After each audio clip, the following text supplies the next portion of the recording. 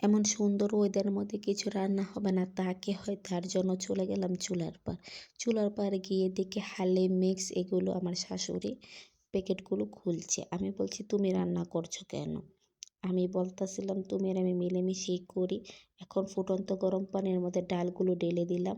এবার তেলের মধ্যে পেঁয়াজটাও ঢেলে দিলাম। ছ্যাদ করে উঠলো, যাই হোক ছ্যাদ করে উঠলে চলবে না, রান্না করতে হবে। পেঁয়াজটাকে এখন ভালোভাবে ভাজবো। এখন তেজপাতা, এলাচ এগুলো দিয়ে দিলাম। লবঙ্গটা দেই না, আমি কোনো খাবারের মধ্যে লবঙ্গটা দিই না, আমার ভালো লাগে না। পেঁয়াজটাকে ভাজা ভাজা করে নিলাম। এবার পরিমাণ মতন দিয়ে দিব আদা রসুন, এটাকেও ভাজা ভাজা করব। এর মধ্যে আমার একটা কথা মনে হলো, এত ভাজা ভাজা করে কি হবে, খেয়েই তো ফেলবো। যাই হোক একটু দোষটাবানি করলাম, এটাকে ভাজা ভাজা করতে হবে। পেঁয়াজটা না বাছলে তাহলে কষালে মজা হবে না, এই আর কি। এখন হালিম মিক্সগুলো দিয়ে দিলাম, মশলাগুলো। এটাকে এখন ভালোভাবে কষাবো। এটাকে অনেকক্ষণ লাগিয়ে কষাবো, কিন্তু এখানে আমি সবচেয়ে বড় ভুল করেছি। আমি রাঁধুনি হালিম মিক্স আনিনি, প্রাণ হালিম মিক্স এনেছি। কেউ কখনো ভুল করবেন না, রাঁধুনি হালিম মিক্স আনবেন।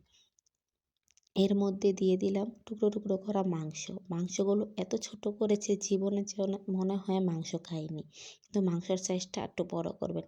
আমাকে বলেছে ছোট ছোট করতে, আমি এতই ছোট করেছি নুডলস রান্না করার মতো মাংসটাকে ছোট করেছি। যাই হোক তারপরও চলে। এখন এটাকে ভালোভাবে কষাবো। এটাকে যত কষাবো ততই স্বাদ হবে। হালিমটা যত রান্না করা হয় ততই মজাদার হয়। এই যে এটাকে এখন ভালোভাবে অনেকক্ষণ লাগিয়ে কষাবো। কষাতে কষাতে পানিটা যাতে শুকিয়ে তেলটা উপরে উঠে আসে এমনভাবে কষাবো। এই যে এটাকে লাড়াচাড়া দিচ্ছি, ততই সুন্দর হয়েছে। এই যে কষানো হয়ে গেছে। এখন এটার মধ্যে পরিমাণ মতন একটু পানি দিয়ে দিব। পানি দেওয়ার পর এখন এই যে পানিটা একটু হালকা শুকিয়ে আসলে এখন এটার মধ্যে ডাল ফুটন্ত এই যে শুকানো হয়ে গেছে।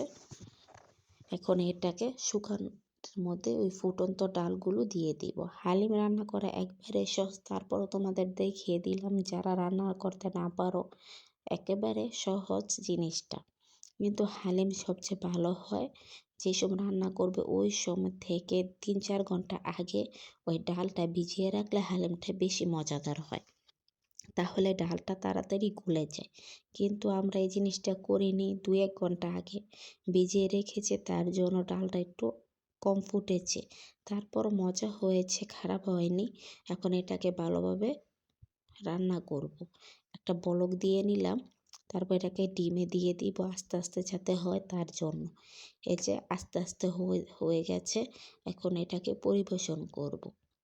এটা সন্ধ্যাবেলা বসিয়েছিলাম, কিন্তু রান্না করতে করতে 8টা-9টা বেজে গেছে। যাই হোক এখন এখানে পেঁয়াজ কুচি, বেরেস্তা, শসা, আদা, লেবু সব কিছু নিয়েছি। আর এখানে টকও নিয়েছি, তেঁতুলের টক। এখন পরিবেশন করব। এই যে এমন রান্না হয়েছে, মাংস দেখা যাচ্ছে। এখন পরিবেশন করব। এখানে শসা কুচি দিয়ে দিলাম, তারপরে দিয়ে দিব ধনেপাতা কুচি, তারপরে দিয়ে দিব মরিচ কুচি, আদা কুচি দিয়ে দিলাম। এখন ধনেপাতা কুচি দিব, এখন মরিচ কুচি দিয়ে এখন বেরেস্তা দিয়ে দিব, পেঁয়াজ। এই যে পরিবেশন হয়ে গেছে। দেখো দেখতে কত সুন্দর হয়েছে। আমার ভিডিওটি ভালো লাগলে লাইক কমেন্ট শেয়ার করবে।